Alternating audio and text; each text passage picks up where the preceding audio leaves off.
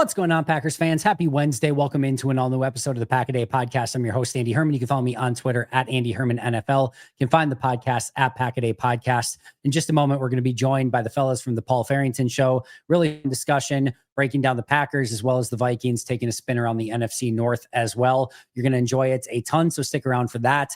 Before we get there, a couple updates from Matt Laflur in his press conference from Tuesday. The most important one, Devontae Wyatt is going to be week to week.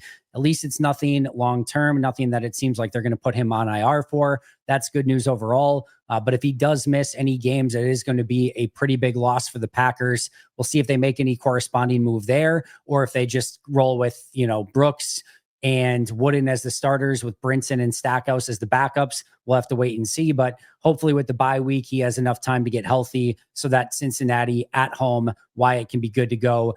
They should be fine to beat Cincinnati without Wyatt, but you would still prefer him out there. He is a real important piece to this team. A couple other notes, Christian Watson, or at least Matt was asked about whether or not he'd be activated coming off of the bye week. And now that he's eligible to be activated, said they're still having conversations around that, didn't give anything definitive. We'll have to wait to see until next week if Watson is in fact practicing. You would have thought, based on how things were talked about previously, that would have been an obvious yes. He's going to be activated and ready to practice, because even if he isn't ready to play yet, that still opens up a 3-week window where he can practice. And it certainly felt like this was going to be the time to do that. But we're going to have to wait and see until next week to see if they actually activate him and if he's good to practice. And then if he practices, what kind of shape he's in. Is he going to take those 3 weeks? Is he going to be good to go sooner rather than later? No real clarity on that as of yet. So that's going to have to be a wait and see. And then while it wasn't talked about in the press conference, one other piece of news, the Packers did release Brant Banks from the active roster. My assumption would be that he'll get back to the practice squad, assuming that he clears waivers. It would seem that was basically a move to give them the depth that they needed for that 1 week, knowing that they had the injuries that they did. I don't know if this means that they feel that either Aaron Banks or Zach Tom or Anthony Belton, at least one of them, is going to be good to go for sure by the following week, or just that they'll call up Brant Banks from the practice squad if need be. But they do release Brant Banks. They did not have any corresponding move to add to the active roster, which puts them at 2 active roster spots, which does mean if they did want to activate any players off of the injury list, they do have those 2 spots available moving forward. Other than that, just wanted to tell you again about Alchemy Wealth Management, retirewithryan.net. If you haven't checked this out, why? It's free. It is such an easy process. Go to retirewithryan.net and get started on your retirement journey today. You might also be thinking, you know what? I already have a retirement plan in place. I'm good to go. Guess what? Anytime you can talk to an expert about this stuff, it never hurts. It is always helpful. I always learn something through the process every single time. So even if you've got things set up and in a good place, it doesn't mean it can't be better. Go talk with Ryan for free, retirewithryan.net, and get that consultation scheduled today. Normally $175, but today you can go out there and get it scheduled for free. So make sure to do that. Also, Luigi's Frozen Pizza. We are getting set coming up for Thursday Night Football in an epic clash between the 49ers and the Rams. Epic might be a little strong, but I'm really looking forward to this game, and it is just going to be better with a Luigi's Frozen Pizza. Get to your local grocer, find the freezer aisle, and then just stand in front of it in awe, because that's what you're going to do, looking at all the incredible varieties of Luigi's pizzas. Find out which one's your favorite. I recommend trying all of them. If you want to, maybe stay away from the black olive ones, I kind of get it. They're still amazing, but I'm not a black olive guy. All the other ones, beyond incredible. The black olive one, I'm sure, is great too. But go check it out. Luigi'sPizza.com. Find them on social media at Luigi's Pizza. Go to your grocer, get one for Thursday Night Football, enjoy the game, enjoy the pizza, enjoy your night, and life will be good. Now, let's get to our wonderful conversation with the Paul Farrington Show as we break down the NFC North, the Packers, the Vikings, etc. Enjoy. Welcome into Behind Enemy Lines, a collaboration between the Paul Farrington Show and the Pack-A-Day Podcast. Paul, joined by Robert Ziggy Ziegler and Andy Herman to recap some really exciting, but also fairly disappointing, and Ziggy and I's case, very disappointing. Andy, we'll see. I mean, I know how you're feeling, but we'll hear how you're feeling about that Packer-Cowboy 40-40 tie thriller in just a second. If you're enjoying this content, we've had a great start to the year with Behind Enemy Lines. Please remember to like, comment, and subscribe to the Paul Farrington Show and to the Pack-A-Day Podcast as we continue on the 2025 NFL season here. And guys, week one, I'm starting to come to the realization that week one may wind up being the only week where we do this show where we are all happy. That's kind of how it's starting to feel a little bit. So let's start with the Packers and the Cowboys. And Andy, as the Packer guy here, I will have a lot of questions. But where do you stand right now after a tie? Are you feeling? Have you talked yourself back into the Packers as a Super Bowl contender, or are you kind of just figuring this out? No, I still I've never wavered. I still think they're a Super Bowl contender. It's a disappointing tie. It's a really fun game. I want to talk to you guys about that in just a moment. I will say, as you mentioned, that week one, maybe the only week we get, I expected with this collaboration that at this point in the season, the Vikings and the Packers had a combined 4 wins. I was just expecting it to be 4-0 Packers and 3-1 Vikings at this point, and it's not going exactly as I expected it. So I'm not surprised that combined we have 4 wins. It's just how we've gotten there. That's maybe the more surprising aspect of it. But actually, before I get into disappointment or whatever, I want to ask you, how was that game from your perspective? Just from I get that had to have been one of the coolest games to watch without having, I know as a Vikings fan, you always have stake in it of Packers losing good, but as not a Packers fan or a Cowboys fan in that game, that had to have been one of just the great all-time Sunday Night Football games. Oh, I thought it was a total blast. I was watching it actually with a Cowboy fan who's one of my good friends, and we're watching the game, and it's just both of us are standing up, and I have no affiliation really with what's going on. I'm getting ready to do the post-game show, but it was just this thing. Yeah, I think you said, Andy, in your reaction I was listening to, let's have this go on forever. It was just 2 quarterbacks who are red hot, 2 defenses that couldn't do anything about it, and a lot of excitement. I loved it. I don't know about you, Ziggy. I mean, it's just always weird when a game ends in a tie. It feels like the game is, Paul, you talked about this going on forever. It feels like the game will never end. One of these teams should be winning the football game. I mean, it was an absolute blast to watch. It reminded me of that Rams-Chiefs, I think it was Monday Night Football game a number of years ago. I think that was in 2018. But it would have been more fun to see the Packers lose. Seeing them get a tie, I feel like there was some kind of final arc left uncompleted. Still a great game.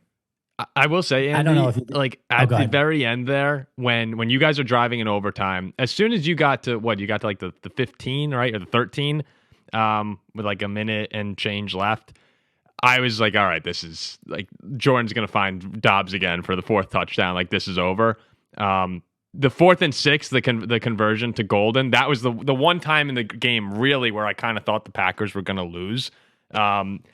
And then all of a sudden, watching that clock tick down and over the final 20 seconds of the game, it really did feel like the Bears-Lions Thanksgiving game last year, when all of a sudden there was 6 seconds left and the ball snapped, and I was looking around someone has to do something. Someone has to tell him. And you guys did get just so fortunate. If that ball's not tipped up in the air or whatever happens, that would have been, could you imagine your reaction and the Green Bay media reaction if the time had ran out and that's a loss? Yeah, I can, because I thought it was going to happen. Matt Laflur explained it perfectly in his press conference today. He said it was like watching a slow motion car crash in front of your face. It felt like there's going to be no time left, and said it's going to be basically teaching tape across the league of what not to do for teams moving forward. That's what it felt like. You're watching the clock, and then you almost hope Jordan has the wherewithal of to get the snap and just spike it, to be all right, we clearly don't have enough time to get this playoff. And then he drops back, and then he scans, and you're oh my God, this is touchdown or bust. And the great job by the announce team of being this is it right here. This is the whole play. And you're thinking it, and then you see it's incomplete, and your eyes are sort of simultaneously on the play and on the clock, and you're just going back and forth, and you see the incompletion, and there's 1,000,000% chance that final second ticks off right after. You're just waiting that going from 1 until your anticipation of 0 felt like 1,000,000 seconds of just waiting for it. It's clearly going to turn to 0 any second. It's coming, and then it doesn't come, and you're how did that extra second not tick off? There's no way that person still has a job in Dallas after that. He doesn't come off, right? But it was unbelievable to see the lack of urgency, to see just getting in that situation. Paul, I agree with both of the things that you said. the golden play on fourth down with that fourth down and 4th and 6, I was definitely like, yeah, this is not going to end well. That's when I kind of felt like I do not have a good feeling about this. And then as soon as they got, it was like 1st and 10 from the 25 with plenty of like 2 minutes left, a timeout. And I'm like, oh, they got this. This is easily going to be a win. And then to see it get to the point where you're like, they might not even have time to kick the field. It was remarkably how inept they were at managing that situation. Ziggy, you actually, Andy, what I wanted to ask you is because a lot of people are looking at that sequence of events, right? And they're saying that's on, we got to blame Laflur too. Like for as much as you can blame the players for not being aware of the time, and you have to get up, and if you're Jordan Love, you have to be able to understand what that situation is. He had a great game, but that moment was, almost cost them the game. But as far as Matt Lafleur goes, I'm seeing a lot of Packer fans. They're furious at Rich Bisaccia, but I'm seeing a lot of Packer fans too, who are just coming out and saying like, Lafleur can't handle the moment, and Lafleur, he's reached his ceiling with this team. Do you feel that way at any point? Yeah. So I want to touch on the Love thing first. What I'm curious about with Jordan is what autonomy, if any, does he have in that situation? Like that's something where Jordan and Matt have got to get together this week and say, hey, in this scenario, you can or should do this. Because it felt like Jordan didn't feel like he could just get everyone up to the line of scrimmage and get that next play in. It felt like he had to check over with Matt. What are we doing? What's the play call? It felt like there was a lot of steps that were taking place there that simply can't take place in that scenario. So I would love to know if Jordan has the autonomy just to be like, everyone up the line of scrimmage, I'm taking command here. I don't care what play you want to call or what you want to do. It's my time now. We don't have time for anything else. And if he doesn't have that, he needs to have it moving forward. If he does have that, then he definitely needed to exercise it in that situation. And it just didn't happen. So either way, it needs to be 1,000,000,000% better. As far as Matt goes, I think we are prisoners of the moment where we all want immediate gratification. The season is so short, which is what makes it so great. We're a quarter of the way into the season. And certainly Matt and Goody and the entire Packers organization, when you make that move for Micah Parsons, you know the pressure that you're under to go out and meet and exceed expectations this year. I don't think this first quarter of the season is where anyone has wanted it to be, especially after 2 really big wins to start the year.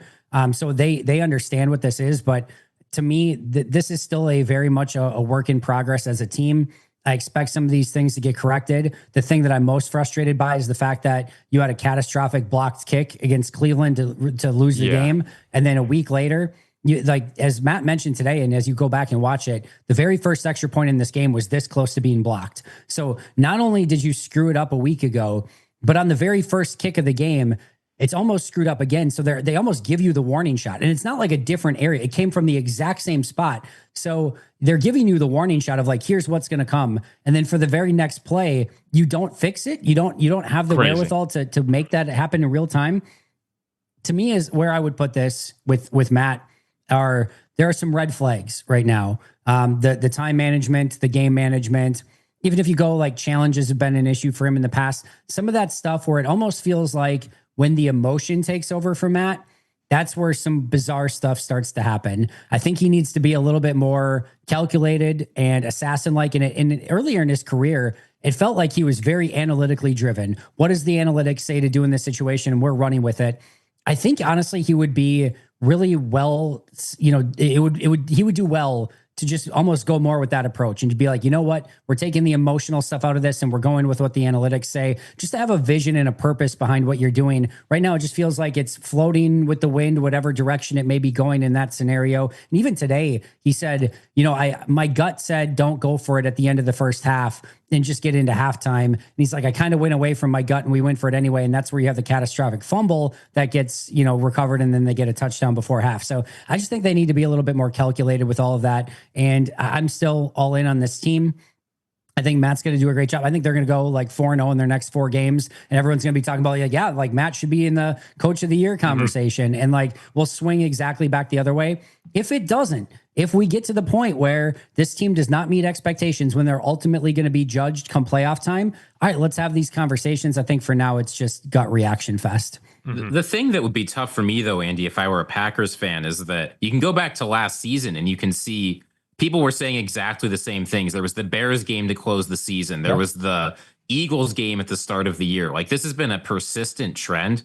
And I guess if I'm a Packers fan sitting back here, I can understand being patient, saying he's been a good coach in a lot of different ways, but what evidence do we have that this is going to get fixed at a certain point? Because it seems to me, as an outsider, like it's the same issue, and we're just waiting until later in the season when it costs them again.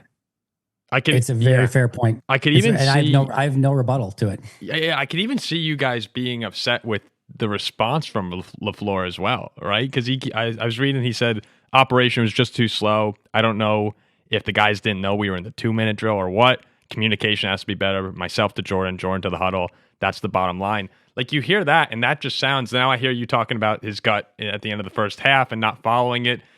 We give Dan Campbell a lot of flack sometimes for his decision making, but that whatever he thinks is best, they are going to do it, and they're going to die on that hill. And there is something that is admirable in that like the 49er game, NFC Championship didn't work out, but that's who he is, and he doesn't waver for it. And in those big moments, okay, the Lions are going to go for the kill here. And Green Bay in this situation, I think it was a reflection of how the head coach is speaking right now. Maybe that last play was actually a great reflection of the end of the half too, where it's like, all right, what do we want to do here? And how can you not, the 2 minutes left in the game, it sounds like that entire 2 minutes, Lafleur didn't know what he wanted to do. So that's a little concerning, I think. Fortunately, he's been around a while. I'm not like, if this was a first or second year head coach, maybe there are different reactions. But at the same time, this is a 6th or 7th year head coach, right? In Green Bay, or maybe longer. Yep. So you're like, all right, we got to figure this thing out here. Like, this is a team that's talented enough to win. We cannot be losing games to the Browns and to the Cowboys because of situational failures. So I would totally understand why Packers fans are having this reaction. I agree with you though that it's a bit too strong right now. It's a bit too early. It's a bit too strong. I agree with both of you guys of where these have been issues that have been there in the past, which is why I think it's a red flag. I also think it's interesting of like, I think most Packers fans put Dan Campbell on that pedestal and say, like, look what he's doing and how aggressive. I want that.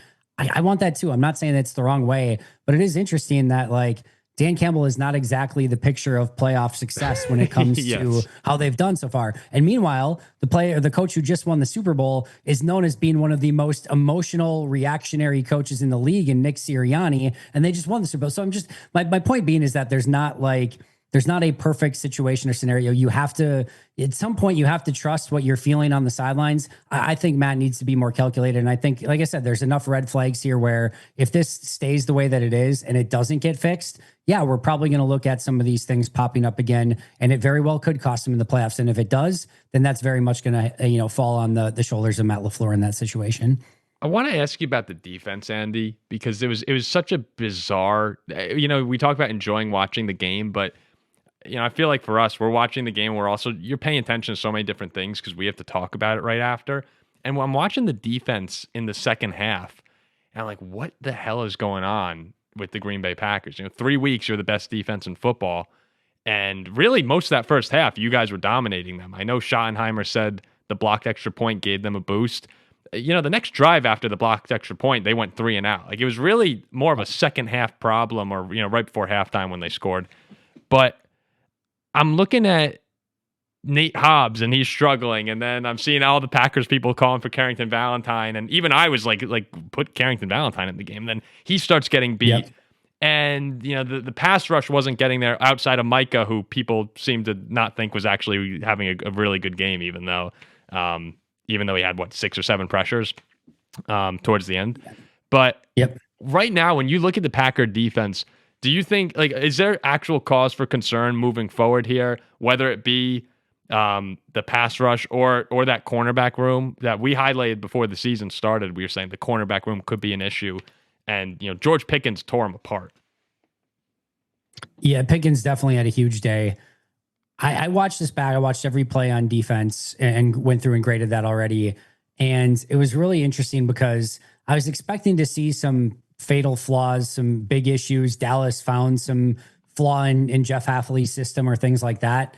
I didn't really see it. I did see some issues on the cornerback room. I didn't think Valentine, Hobbs, or even Nixon for that extent had good games in this one. I thought Dallas's wide receivers played them well, especially Pickens, and I didn't think Green Bay responded to it. They played press in some certain situations and allowed way too free of releases. In other situations, they played off too far. It was just a very disjointed game from the corners. It also had a feel of like every single time Green Bay got pressure is when they just allowed like one like safety or like one valve to be open, and they like Dak found that person every single time. He was and great. The times where Dak. they didn't get pressure, like the coverage was good, but they didn't get pressure. And then, Dak had more time to roll out and throw the crazy ball down the field where the receiver came back to. Like, it did feel a little bit like, I don't want to say unlucky, give Dallas their credit. I thought Dak was incredible in this game, but it just, every single thing just went like a quarter degree in the wrong direction almost every time. And all of a sudden you ended up with 40 points. The other thing I'll say is too, to your point earlier, this started for Dallas punt, punt, punt. So they went 3 drives with 3 and out, 5 and out, 3 and out. Then they really put together a great 11 play, 95-yard touchdown drive. And then to open the second half, it was another punt. So 1, 2, 3, 4, 5 drives, 5 of their first true drives. They scored 1 touchdown and punted immediately on the other 4. The only one that I didn't mention in there was the 1 play touchdown drive right before halftime off of the fumble where they shouldn't have been in that position in the first place.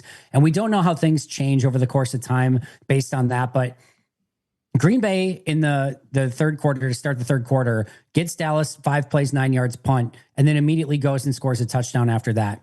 If it's not for that gift touchdown, it's 20-9 at that point, which should be 21-7 at that point, had it not been for the blocked extra point return for a 2-pointer as well.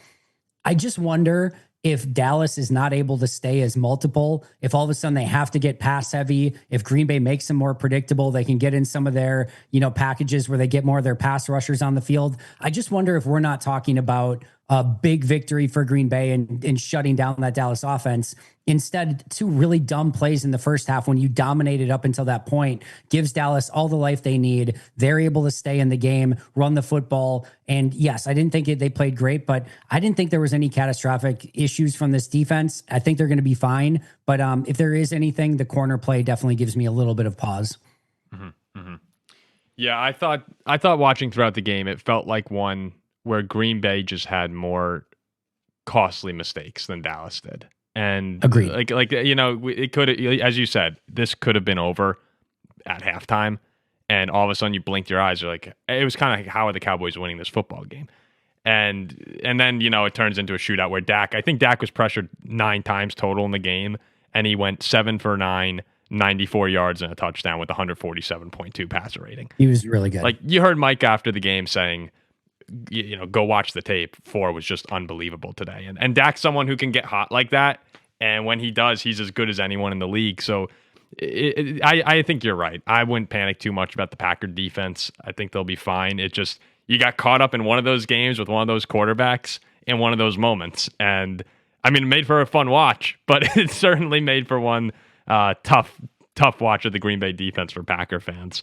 All right. There's a chance, just really quick, there's a chance too that Green Bay's defense does not play that bad the rest of the season as they did in Dallas, and that Green Bay's offense does not play as bad all season as they did in Cleveland. That's the hope, at least. But like in back-to-back games, you had sort of your come to Jesus / humbling moment of, hey, you still got to work every single week, especially when you're going against a really good defense like Cleveland and a really good offense like Dallas. Even if their teams aren't great in totality, both those sides of the ball are, and you still have to show up to work and really get the job done, or you're going to get humbled in this league. Before we move on I get the sense we're moving on to the Minnesota Vikings, and I want to stall that as much as possible. I've got one more question to get to. We were looking at some unnamed sports books before the start of this segment, and one thing I discovered was that the Packers and the Lions are being given exactly the same odds to win the NFC North at a couple of them. So these questions about consistency surrounding them, the way the Packers and the Lions are trending, my question for you, Andy, you're a Packers fan, but try and take the Packers fan hat off if you can. who do you trust to play? Winning a division is all about consistency. Who do you trust to play more consistently the rest of the season? Is it going to be the Lions sort of recovering from their slower start to the year, or the Packers going to be able to get both sides of the ball to play well at the same time? I would personally take Detroit just because I think that they're experienced in knowing exactly what you need to do through the marathon of a season and playing a little bit more consistently and not maybe having that roller coaster of up and downs. But I will say this, I think that those odds are exactly how I feel. And like, if anyone's concerned of this Packers team, like not being in the discussion at the end or not going toe to toe with the Lions the rest of the way, I really truly believe that this is going to be a team that has basically 4 get right games over the course of the next 4 weeks and starts to put together a run. Like, this is a team that is going to have a lot of turnovers, force a lot of turnovers. They've basically forced like none so far. Turnovers are going to start to come. They get Cincinnati at home right after the bye week. And I don't know that there's many other teams I'd rather play than Cincinnati right now. You go at Arizona. It won't be easy, but that's a very winnable game. You go at Pittsburgh. That'll be an emotional game. I know Pittsburgh's playing well, as you guys found out last week, but that's still a game that I feel Green Bay has every right to win. And then you get Carolina at home. I mean, that should be 3-1 at worst. To be fair, I thought the last 2 weeks should be 2-0 at worst. And that certainly did not happen, but I do feel like they're going to bounce back. And we're going to talk about this team right there with Detroit as the 1-2 to potentially win this division. To be fair as well, we didn't mention this. Like, Jordan Love was unbelievable in this game. Like, or we didn't give any long segment on this, but he was great. He looked like a Super Bowl caliber quarterback on Sunday Night Football. It was against arguably the worst defense in the league, but a nice bounce back for him after a game where the offense really struggled in Cleveland. But Andy, I'm going to say something that probably the people listening will not be happy about this, but it's just how I feel right now. I am moving Green Bay off the top tier right now to the top of tier 2 of NFC contenders for me. Okay. And it's not because I don't think that this is more like a timeout sort of a thing. Because it's not that I don't think they can win the Super Bowl. It's not that I don't think they have a great roster. I still believe all that stuff. But right now where it stands, the teams I have on that top tier, Philly has been to 2 of the last 3 Super Bowls, right? They've been consistently awesome. Other than that one weird 9-game stretch 2 years ago. The Lions have been to an NFC Championship game and 15 wins last year, the 1 seed. And now they've responded really well to that week 1 loss. Those are 2 teams that have just consistently been really, really good. And I'm putting Green Bay down just for a couple weeks here, right? They have the bye. We'll see what happens when they come back against Cincinnati.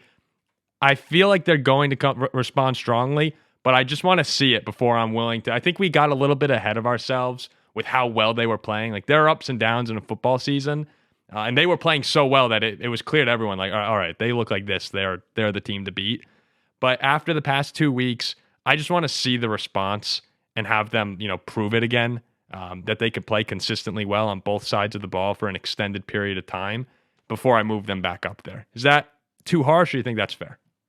If there's anyone that deserves a timeout right now, it's the Green Bay Packers. They are in the corner. They're deserving of said timeout. I have no issue with that whatsoever. And right now, and to your point, where you've seen some of these teams like Detroit and Philly be much more consistent. With Green Bay, it's like pull out the magic 8 ball and shake it up and see what are we going to get this week. And it's like, oh, it's major special teams blunder. All right. Jordan Love's going to have a bizarro decision at the end of the game. All right, shake it up. All right, the defense is going to be amazing this week, but you just have no idea what you're going to get from any side of this Packers team. And in the end, it ends up being pretty good overall. But until you know what your identity is and what sort of consistency they're going to play with, yeah, it's fair to question, can they win 4 games in a row if they need to in the divisional wild card championship game and Super Bowl to get to where they want to go? I think that's a real question mark. So give them all the timeouts you want to give them at this point in time.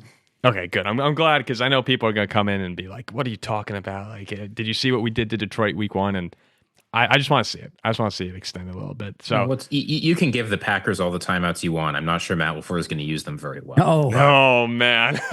That's well done. That's all right. Let's. That's well done. That's not a skull, by the way. That's me clapping. I was gonna say. I thought you were giving the skull for a second to move on. Overhand to the clap, soccer clap. Not a skull. Just for the record.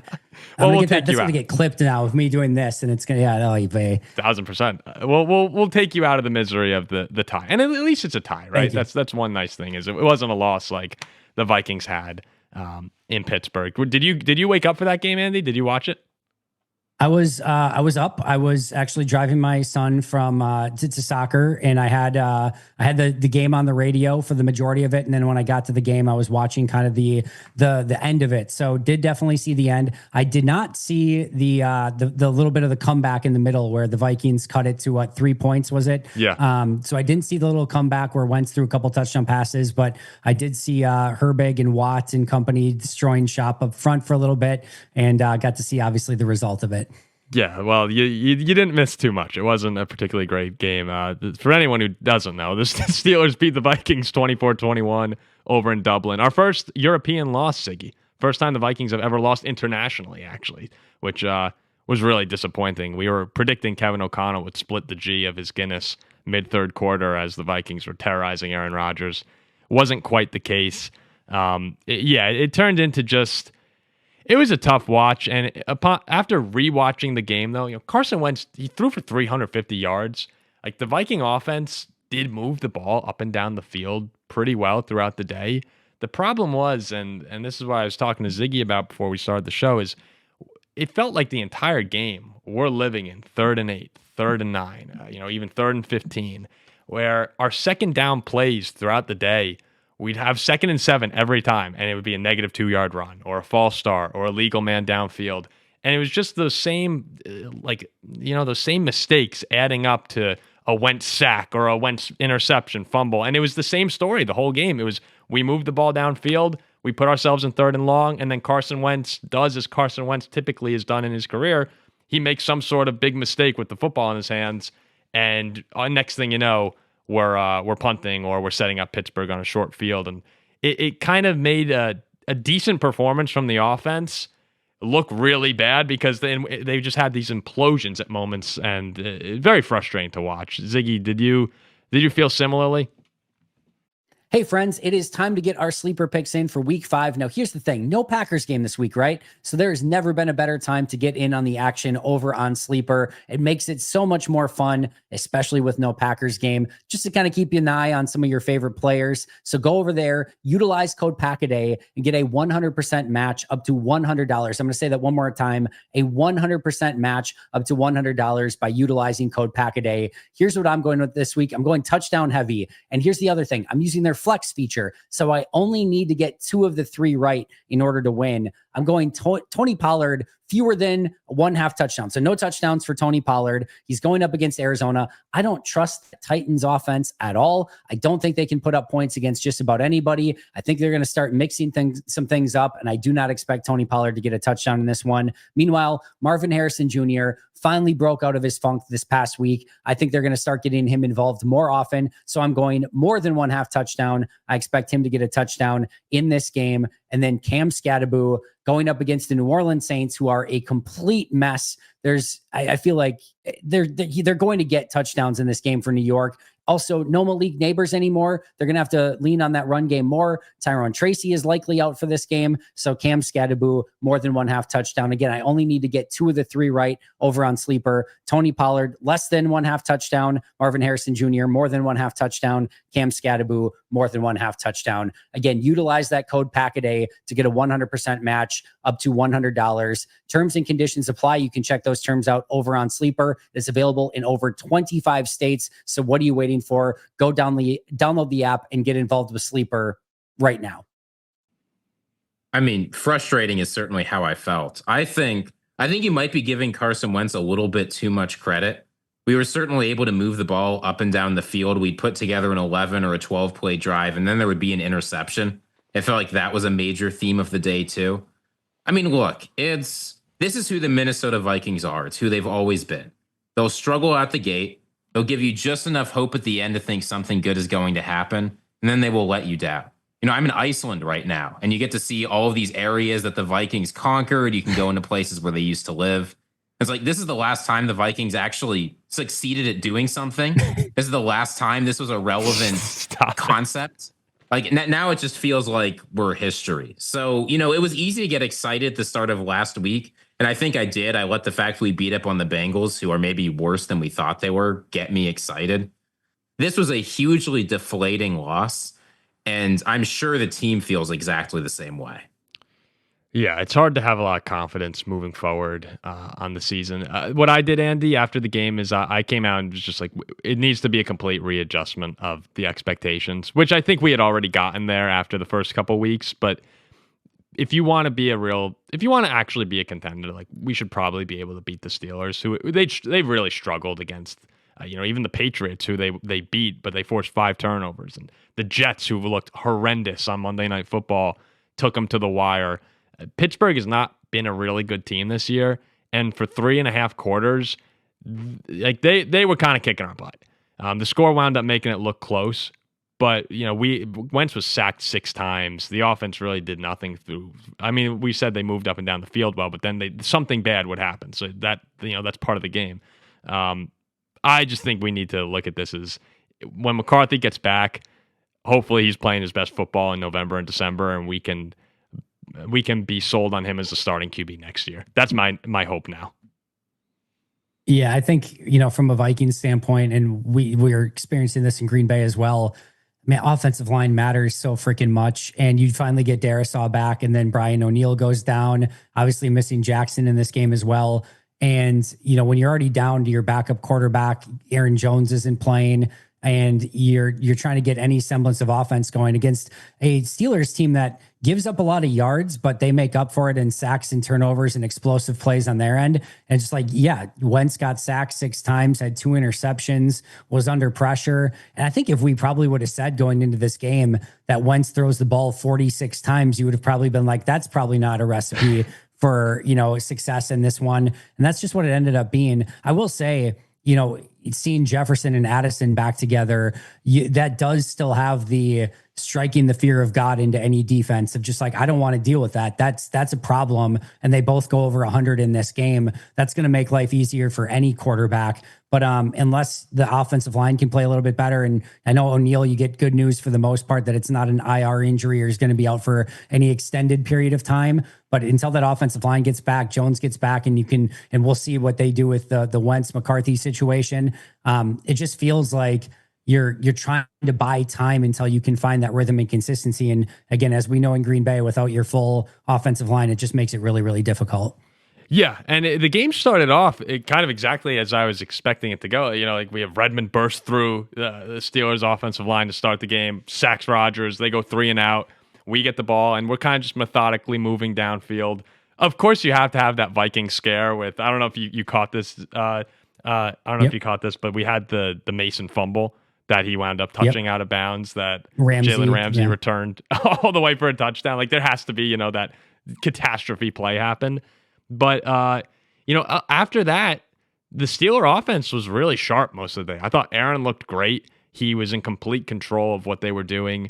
A couple times you saw Ivan Pace creep in and they'd send pressure, and Aaron would just identify it and immediately throw to where the blitzer was coming from. And him and DK Metcalf looked the best they have all year. It was really disappointing to see a Viking defense that had been so strong the week before against Cincy, who, as you said, Ziggy, looks like maybe the worst team in football right now. They just came out and they couldn't do anything. Kenneth Gainwell looked like Barry Sanders in this game, and it was like, what's happening to our defense against the Steeler offense? So that was also a little concerning to me. Was just the Vikings have this ability to kind of like flip the switch on or off, and unfortunately, we don't really control when we can turn it on. But I was bummed out, to say the least, with the performance, and now it sets up to me a must-win in Cleveland or against Cleveland in London. I mean, we'd better be able to win. It looks like Dylan Gabriel is going to be making his first NFL start, which I'm sure Brian Flores is going to be happy about. Like anytime a rookie quarterback has to play Brian Flores, even as a Vikings fan, I feel bad for that guy. Like it might be the schematically most difficult defense to play against. But do I actually have confidence that like Carson Wentz is going to be able to get it done? I don't know. Browns defense is really, really good. And you're watching, like you said, Andy, Jackson was out. Brian O'Neill's going to be out now. Ryan Kelly, our centers, had like 2 or 3 concussions this year already. He missed a lot of the game. At some point, when you're that banged up on the offensive line, now we have Myles Garrett on the other side of the field. It's like, oh gosh, combining that with Carson Wentz, who doesn't exactly handle pressure well. A Browns loss feels way more feasible than it did just at the start of the season. So Yeah, who would lose to the Browns? I mean, Yeah, what team would lose? Who would do that? No contender loses to the Browns. No. It is sort of funny that the Browns have played now 3 NFC North teams in a row, and all of them been in very different situations, right? Like the Packers were going to go to Cleveland and prove they were the top dog. It didn't happen. Detroit was going to go to Cleveland. They ended up taking care of business. Now, like Cleveland is going not to Green Bay, but to London to play the Minnesota Vikings. Like, it's just weird that this Browns team has been connected with so many storylines in the NFC North of how they've played. No, I just want to go back to that Steelers game for just a second, because it was, for me, I thought going into this game, I'm like, well, you've got Brian Flores and the complete insane pressure package for Minnesota going up against a quarterback who, he's dead to rights if you take away his first read and he doesn't get rid of the ball quickly and he can't run a ton anymore. I just thought that this was going to be a situation where Flores got the best, but in hindsight and just kind of after watching this game, it was almost like the opposite of like the way you beat this Flores defense is just get the ball out of your hands right away and don't let any of that pressure stuff really be able to even get started by the time, other than Redmond getting through the line immediately on that opening drive where he's just there, instantaneously. Like none of the other stuff had a chance to set up, and Rodgers just knew immediately where to go with the ball. I think his time to throw is the best on the season so far this year, the lowest, I should say, on the season. He just got the ball out of his hands so damn fast. It made all of the stuff that Flores does almost a moot point in this one.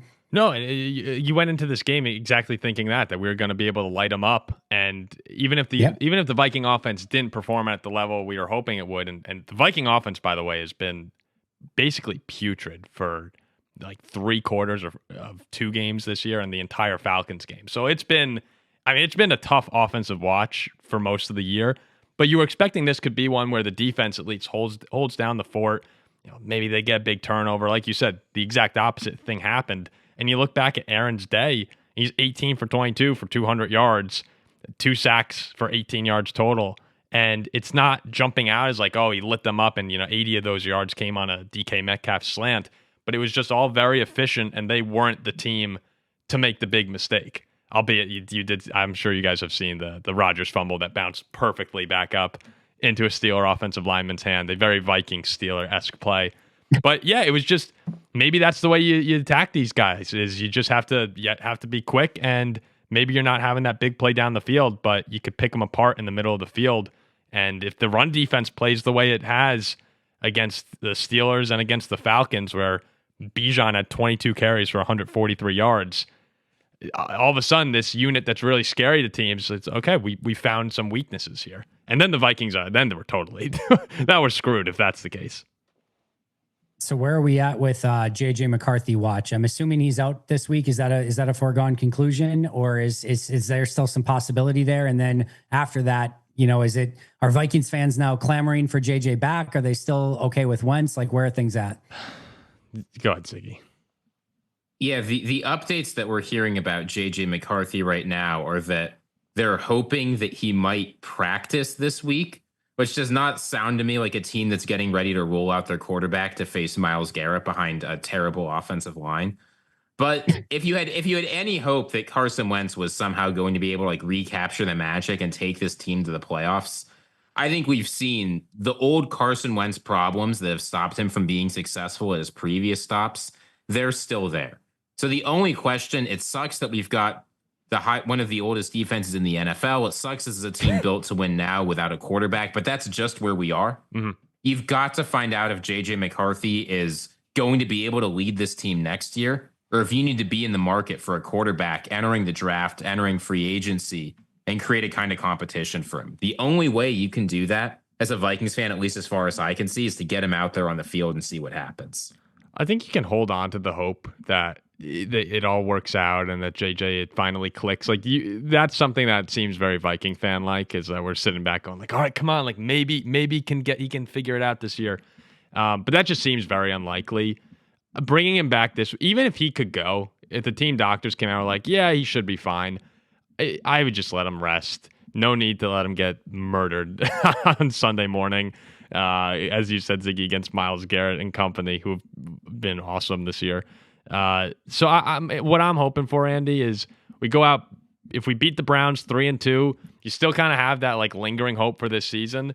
and then have JJ come back, and we'll see how it goes against Philly. Hopefully that goes well. What's crazy is that in 2024, you guys had the number 2 and number 6 graded PFF quarterbacks through the first 4 weeks of the season for 2025. Number 2 being Sam Darnold, 0.1 behind Dak Prescott, who's at number 1, and Danny Dimes, number 6 at 80.0 overall by PFF, just a little bit behind Jordan Love at number 5. So yeah, those two are playing pretty well. That the quarterback whispering worked really, really well to get those guys playing.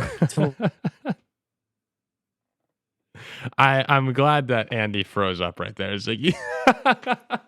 No, I'm not sure I could stomach hearing this. Like seeing how Sam Darnold is playing for the Seahawks, how Daniel Jones is playing for the Colts. It's tough.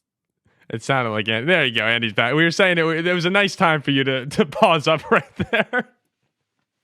Sorry about that. I think I'm back now, but yes, it's just too bad that those two aren't in Minnesota still. It's just a shame. And we lost, and the guy that we let go, in Aaron Rodgers, goes 18 for 22 for 200 yards in the win. It just looks like he's in complete control of the offense. So it's been a tough quarterback run over maybe over the past like 50 years, but it's been a tough quarterback run in particular over these past 4 weeks. And I've totally moved. I'm kind of numb, Andy. I'm sort of numb on the season. Like, we'll see what happens is kind of my approach. Like, F it, let's just play. And I'm expecting disaster and hoping for something a little bit better. But that's where I'm at. I like watching that game. I was like, this is just going to be a tough year. There'll be some ups. The funny thing is like, it's just weird how like certain teams have like certain DNA. Like, the Bears, it just feels like will always have great middle linebackers. They should have held on to Roquan Smith to be that next, but like always feels like they have great middle linebackers, like no matter what. Like the Packers have obviously had their run of quarterbacks. And then for like Minnesota, it just feels like the DNA for Minnesota is like they get the almost washed up like Hall of Fame-ish quarterback, like the Randall Cunningham, the Warren Moon, the Brett Favre. Like that's the DNA of Minnesota. So like who's the net? Like Aaron Rodgers would have been the next obvious one to go to Minnesota and continue the mantle of like, we can't have our own, draft and develop quarterback that we have, but we're going to take the guy that's on his last leg. And normally it's worked out. Like, I know it hasn't worked out perfectly well to get to the, win a Super Bowl or whatever, but like, Cunningham had some of his best years in Minnesota, as did Warren Moon. Like, I would argue Brett Favre actually may have had the best year of his career in Minnesota, as painful as that might be for some Packers fans. It's just obviously, thankful for his final Brett Favre moment. And this is not Detroit, man. This is the Super Bowl, one of my favorite football moments of all time. But no, it's funny. Maybe that next Hall of Fame quarterback that you get one run out of is just around the corner for you guys. But that was the thing, right? This offseason was that's where we were heading towards. And we have had some great seasons like that. But that's always the case. The roster's complete. You're just missing the quarterback. And I was talking to another Viking fan I know. He said that's what's been holding us back is we've never had our guy. Like all these teams that are winning Super Bowls, they usually have their guy, the homegrown dude who works out.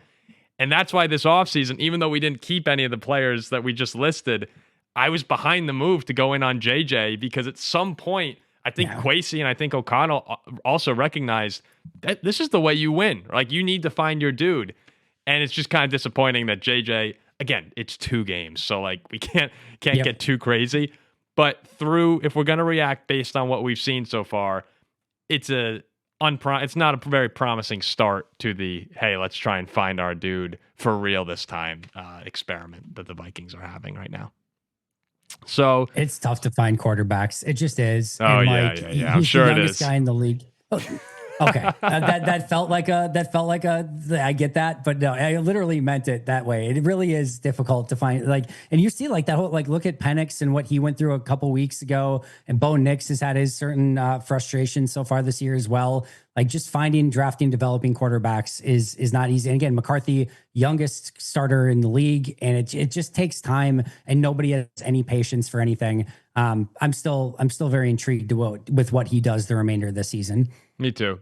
Ziggy had a good question. I'm going to steal it from Ziggy and present it to you guys. Moving forward, look at Ziggy. Moving forward the rest of this season, are you more confident in the Vikings or the Bears? The Bears now have won 2 in a row. I was actually thinking about this today, not knowing that this was a question. I kind of currently have, I would probably put, again, Detroit just slightly ahead, but Detroit, then Green Bay, than Chicago, than Minnesota right now. I don't think the difference between the final two is that great. I don't think the difference between the top two is that great. And I think, again, this is probably also a prisoner of the moment of Minnesota just losing to Pittsburgh and Chicago coming back and winning against the Raiders this past week. Just feels like there's still a couple of magical moments in Caleb every now and again that you see like, oh, like that still seems special every once in a while, even if it's not complete yet, where I don't know that I have, like, I would be much more afraid of facing Caleb Williams right now than I would be of facing any of Minnesota's quarterbacks. I mean, that said, Justin Jefferson, Jordan Addison would give me much more fear, but I think Dallas's receiver core is good enough. Odunze is playing better. So I would put it slightly for Chicago, but I don't think it's anything that great that like the Vikings couldn't overcome it. And if they finished wherever ahead of Chicago, I wouldn't be stunned by it. I think we certainly could overcome it. But the thing that worries me and why I also have the Bears ahead of the Vikings, I think by more than you, is that the Vikings defense this year has just not looked quite the same as last year, right? Letting Michael Penix come in and beat us up. The guy who got absolutely shut out by... I don't know. I'm not saying the defense has played terrible. I'm certainly not saying it's played terrible. But the defense is not winning games like it was last year. I don't think our offense is going to be winning us games either. Chicago, am I super high on them? No. Do I think they're like a playoff team? Probably not. But their offense has shown that it can win games. They have a unit that's functional enough to bring in victories.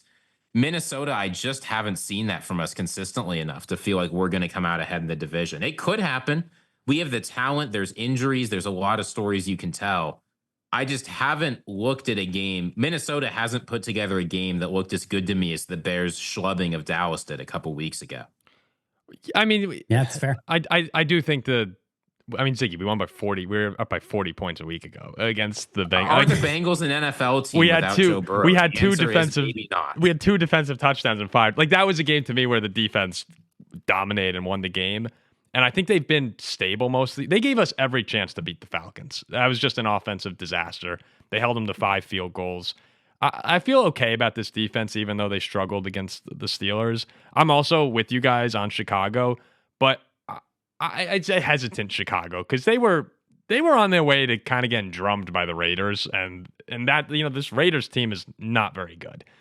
So I don't have a ton of faith in the Bears. But what I will say is, how many times do you see the Bears be the team that walk away with the block kick? Right, like that does feel like there's been a little bit of a change over the past 2 weeks, and you're starting to see it come together a little bit more. Even if it's not, like a blowout win against Vegas like you'd want if you were a Bears fan, you still won the game. And usually if you're a Bears fan, you give up that field goal, you walk away and you're 1-3. You're going like, damn, like how the hell did we lose in Vegas? So there's something to be said there. And ultimately I'm with you, Andy, on the quarter. It's the quarterback to me. I think Caleb still has that very high potential. And you mentioned plays where you just go like, wow, like how many dudes in the league can make that throw? I'm not sure. So I'd lean Chicago. But if McCarthy comes in and is just even average, I immediately flip back to the Vikings. So speaking of which, this Bears schedule, just really quick. Yeah, I was going to say this Bears schedule, by the way, I think I'm assuming Jaden Daniels will be back by the time they play in week 6. Chicago has the bye in week 5. I'm assuming Jaden Daniels will be back by week 6, and that'll be a very tough game in Washington. But they get the Saints after that. Then is Lamar back by the Baltimore game? If Lamar's back again, that's another one where it's probably just easy Baltimore. Then you got Cincinnati, New York, Minnesota. I expect Pittsburgh to come back to earth a little bit by that point. It's an interesting schedule for them all of a sudden, where before we look at it and be like, yeah, they might win 4 games. And now I start looking at the schedule a little bit more and being like, oh, there's maybe a little bit of possibility there for Chicago. Isn't it amazing how that happens every year? Like we look at these schedules and then 2 weeks later, it's like, all right, Burrow's out for the year. Ravens defense is horrible. The Vikings, who knows what's going on with their quarterback situation. It's just like every single year it happens that way. And after this game for you guys, holy cow, you get Cleveland in a neutral site game, which feels pretty good. But oh my God, you get the bye, which is going to be needed. Philly, Chargers, Lions, Ravens, which again, Lamar will be back and they're going to be desperate for wins at that point, probably. Like that is, whew. And then you get Chicago, who at home, which hopefully beat, then at Green Bay, at Seattle. Washington at Dallas. Yeah, that's not, and then you still have Green Bay and Detroit after that. Yeah, I'm done. I'm taking Chicago as the 3. Minnesota ends at the 4 after looking at the schedule. No, that's part of why the Steelers loss is so sad. Is this was supposed to, like, if we were to have any semblance of being competitive this year, we kind of had to beat Pittsburgh and Cleveland and find our way to being 4-1. If this was a Viking team with last year's schedule, right? The NFC North had a pretty light schedule last year. I think we can beat a lot of the average teams in the league on any given Sunday. The schedule we have this year makes you think that we might be like a 5 or 6 win team.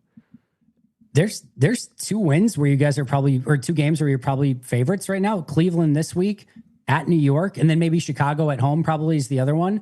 Like those, there's probably only 3 games where you guys are legitimate favorites going into the game. And even at New York, because it's a road game, is maybe iffy, but I bet you're still favorites in that one. I think that might be it. Yeah. And when you have a team that you think is good enough to be competitive outside of quarterback, it's just like a terrible feeling of, all right, if we win 5 or 6 games this year, and like what quarterback could we even go after in the draft class? It's like, it's a very tough spot, I think, as a Viking fan right now, as far as what this is going to be this year and beyond. But you know what? That's the life that we chose for ourselves, Ziggy. And I guess that I didn't choose it. You did. But so, all right. What was I thinking? As far as the predictions go, I think we all have the Lions over the Bengals. And then do you guys think the Vikings will beat the Browns in London this week? I'm going Vikings. I honestly would have maybe had this as a coin flip. Like, they're going to need this win against the Browns after seeing this schedule. I think they get to 3-2. And then it's going to be a buckle up, I think, period for the Vikings. But I'll take Minnesota. We need this win. It's not coming. Dylan Gabriel is not going to make the horrendous mistake that Joe Flacco would have made that gave us the game. I've got Cleveland winning this. Is Dylan Gabriel? Oh, he is okay, I think we'll beat Dylan Gabriel. I think Dylan Gabriel will make the horrendous mistake. Flacco may have made it as well, but if we lose to the Dylan Gabriel-led Browns team in his first career start, like, I'm setting off every single panic. That means something catastrophic is happening in Minnesota. So I'll go the Vikings. I actually think they can win this by double digits if Gabriel's starting. Famous last words, though. So, all right, we'll wrap it up there. Hopefully there are some happier days for this show moving forward as far as wins. And, if we're both happy, that means the Vikings are beating the Eagles. The Packers maybe are having a little 4-game win streak. Like, I think that there's a world that happens. Might just be an unlikely one, but we can hope for it. So remember, guys, please remember to like, comment, and subscribe to the Paul Farrington Show and the Pack-A-Day podcast. Paul, Ziggy, Andy. We'll end with I guess, Ziggy, we could give like a lame sort of skull if we want. I don't have it in me, Paul. Well, Andy was skulling earlier, so maybe Andy will join in on one. I was not, but it is probably going to get clipped as such. I have to ask before we get out of here, the main important question: what's up with the dancing pineapple? Oh, I think like my dad got it a long time ago, and his name is Pineapple Pete. Actually, he actually dances like he does. Oh, look at that! But but he'll go on and on. So I guess we could end with Pina Coladas going. Go ahead, Andy. You can go and send it off. As always, and next time, as always, go Pack, go. I'm excited to talk to you guys next week. Even after a Packers bye, hopefully you guys can get a win against Cleveland, and we'll talk about it all next week.